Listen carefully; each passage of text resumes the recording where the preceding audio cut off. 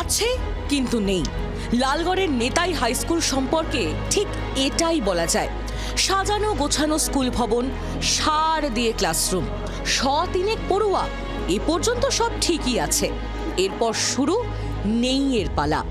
300 পড়ুয়ার জন্য মাত্র 4 জন শিক্ষক।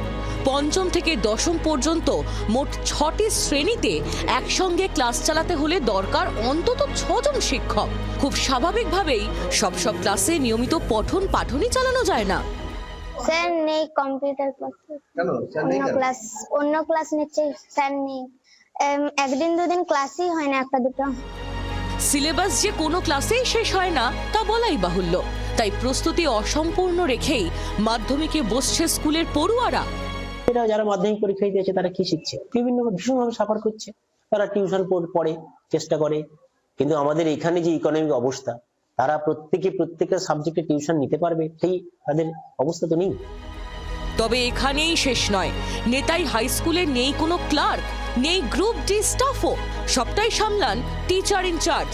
স্কুলের গেট তিনিই খোলেন, বন্ধ করেন নিজেই। গ্রামের কয়েকজন যুবককে পার্ট টাইম শিক্ষক হিসেবে রাখা হয়েছে। তাদের পারিশ্রমিকও জোগাড় করতে হয় টিচার ইনচার্জ এবং অভিভাবকদের উদ্যোগে। স্কুল মাধ্যমিক স্তরে উন্নীত হয়েছে বেশ কয়েক বছর হলো, তারপরেও নাকি স্কুলের জন্য পদ তৈরি হয়নি। 2019, 20, 21, 22, 23 চলেই যাচ্ছে, কিন্তু একটা পোস্টও ক্রিয়েট হয়নি, কোনো চিঠি আমার কাছে আসছে না। তখন আমি নিজে থেকে চেষ্টা করা শুরু করলাম, সমস্ত জায়গাতে চিঠি করতে শুরু করলাম। ছাত্রছাত্রীরা বারে রাস্তা ঘেরাও করেছে, চেষ্টা করেছে, গার্ডিয়ানরাও আমাকে অনেকভাবে সাহায্য করেছে, কিন্তু কোনো রকম আর কিছু হয়নি। এভাবেই চলছে স্কুল। অভিভাবকরা চাইছেন স্কুলের হাল ফেরানোর দিকে নজর দিক প্রশাসন, কিন্তু চাইলেই কি সব হয়?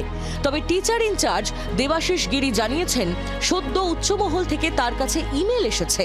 দ্রুত অন্য স্কুল থেকে 2 জন শিক্ষক পাঠিয়ে পরিস্থিতি সামাল দেওয়ার আশ্বাস দিয়েছে কর্তৃপক্ষ।